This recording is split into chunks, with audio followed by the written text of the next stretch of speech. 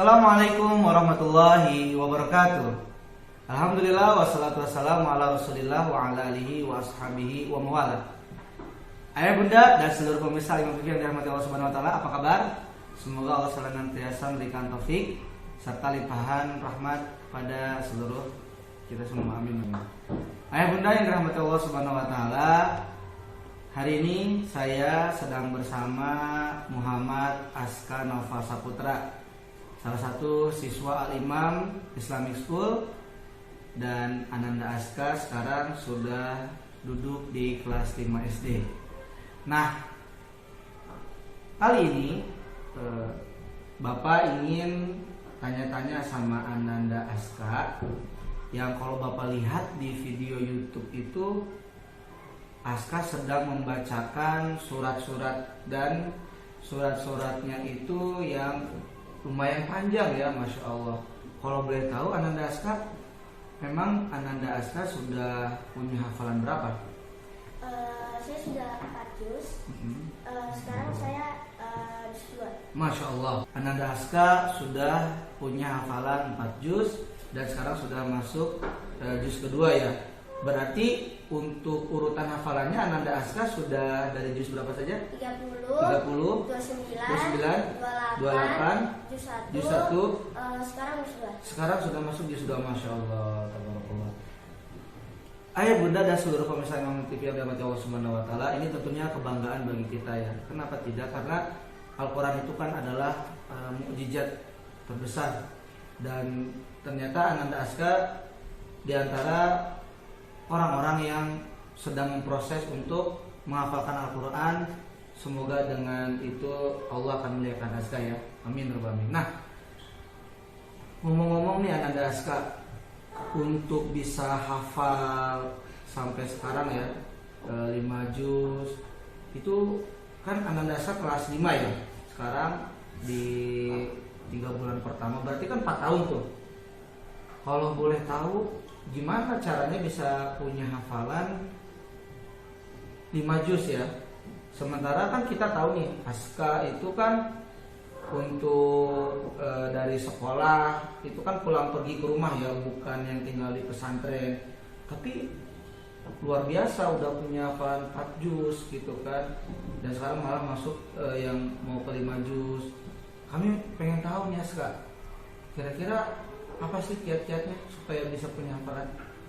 Bismillahirrahmanirrahim. Jadi cara mempunyai banyak hafalan, pertama, 1, kita itu harus niat yang ikhlas untuk membaca Al-Quran. Masya Allah, niat yang ikhlas ya, itu penting banget ternyata. Memang kalau boleh tahu nih Ananda Aska, untuk niat yang ikhlas itu, misalkan saya mau hafal Al-Quran itu niatnya karena Allah gitu kan. Nah, kira-kira apa yang ingin kita peroleh sih dari hafalan Quran itu? Yang kita peroleh dari hafalan Al-Quran itu, 1, kita untuk mendapatkan pahala. Oh, mendapatkan pahala, Masya Allah. Bukan untuk gaya-gayaan ya hafalan banyak gitu ya. Bukan untuk misalkan dipuji, wah kamu hafalannya banyak gitu. Masya Allah. Kemudian kedua, agar kita mendapatkan ridho dari Allah. Masya Allah, ridho dari Allah itu penting banget ya. Bagaimana seseorang yang punya hafalan Quran sementara Allah gak ridho? Kenapa? Oh, mungkin karena saat menghafal dia tujuannya pertama untuk mendapatkan pujian gitu kan, atau ujub, merasa bangga gitu kan. Ternyata Masya Allah ridho. Kemudian itu ya tadi yang pertama. Ada lagi gak? Ada. Yang kedua apa? Yang ketiga. Yang kedua dong. Yang pertama kan tadi ikhlas. Yang kedua apa? Yang kedua, ini yang paling penting. Oh, paling penting banget. Wah, apa itu? Kita itu harus meminta doa kepada Allah. Meminta kepada Allah, berdoa ya? Untuk diberikan kemudahan dalam menghafal Al-Quran. Masya Allah. Ternyata yang kedua itu adalah berdoa. Kalau kita mungkin selama ini kebanyakan ya Ananda Aska, kan kalau ngafalin percaya diri sama otak kita gitu kan, atau memang yang diantara kita itu ada yang saat menghafal itu cepat gitu kan.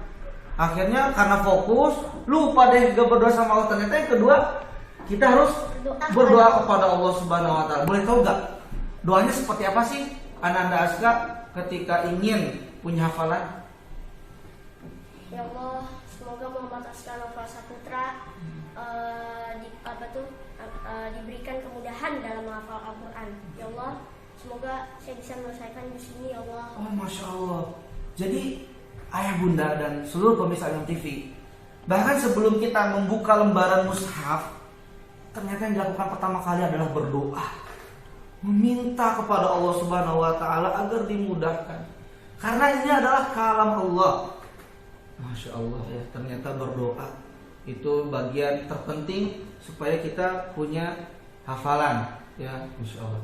Kemudian yang ketiga apa lagi? Yang ketiga, kita itu harus mempunyai target. Misalnya, ketika saya kelas 4, saya sudah selesai juz 1. Nah, 3-4 bulan ke depan saya harus menyelesaikan juz berikutnya, yaitu juz 2. Oh, Masya Allah. Dan ayah bunda dan juga pemirsa Imam TV yang dirahmati Allah, unsur terpenting lainnya adalah kita harus punya target. Memang betul ya, kita diperintahkan agar sesuatu itu terukur, ya kan? Makanya Allah mengatakan ya ayyuhalladzina amanu taqullaha wa tanzur nafsum ma qaddamat ligad, ya kan? Jadi perintah untuk mempersiapkan diri untuk hari yang akan datang. Ya, Masya Allah taala. Jadi kita punya target, berarti itu kan yang akan memotivasi ya. Oh, karena aku sudah punya target, misalkan hari ini harus selesai 1 halaman, berarti kan mau tidak mau kita tidak bisa tidur sebelum bisa menyelesaikan 1 halaman tersebut. Masya Allah, baik luar biasa. Kemudian yang keempat apa, Aska? Yang keempat, nah, kita usahakan kita sering membaca Al-Quran, baik setoran ayat baru atau murojaah. Usahakan setiap habis sholat dan setiap hari. Oh, Masya Allah, ayah bunda dan pemirsa Imam TV yang dirahmati Allah Subhanahu wa taala, ini penting. Jadi ternyata yang memudahkan seseorang itu hafalannya cepat adalah bagaimana dia sering membaca dan juga tentu berinteraksi dengan Al-Quran. Maka bagaimana bisa seseorang yang kemudian ingin mempunyai atau memiliki hafalan Al-Quran sementara dia sendiri jarang membaca ya. Dan tentu interaksi itu kan berasal dari kecintaan kita terhadap Al-Quran ya, Masya Allah ta'ala.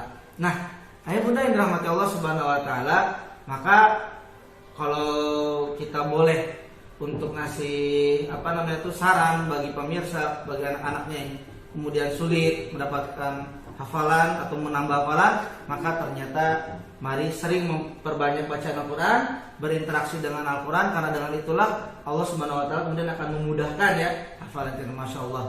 Jadi ada berapa tadi? 4 ya, Muhammad Aska. Ini tips-tips agar kita kemudian bisa memiliki hafalan Al-Quran, di mana manfaat hafalan Quran yang banyak itu adalah untuk memperpanjang salat kita ya.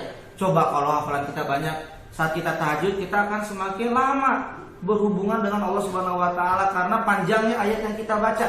Dan Masya Allah, ketika kita menghadapi suatu persoalan dalam kehidupan tapi kita tidak tahu panduannya, kita kembali kepada Al-Quran. Tapi kalau kita tidak hafal gimana ya? Dengan banyaknya hafalan tentu kita akhirnya menjadi tahu ketika ada masalah, oh ini ayatnya. Itulah manfaat ketika kita punya hafalan Al-Quran yang banyak. Masya Allah, barakallahu fiik Ananda Aska. Semoga Allah Subhanahu wa taala memberikan taufik, senantiasa memberikan kemudian karunia, kemudahan kepada Ananda Aska agar dimudahkan untuk menghafalkan juz-juz berikutnya hingga nanti insya Allah akhirnya Aska bisa hafal Al-Quran 30 juz dengan mungkin. Amin ya rabbal alamin. Demikian ayah bunda pemirsa Imam TV yang dirahmati Allah Subhanahu wa taala, semoga bisa bermanfaat untuk ayah bunda seluruh pemirsa Imam TV dan juga untuk kita semua. Aku lupa lihat, astagfirullahaladzim. Assalamualaikum warahmatullahi wabarakatuh.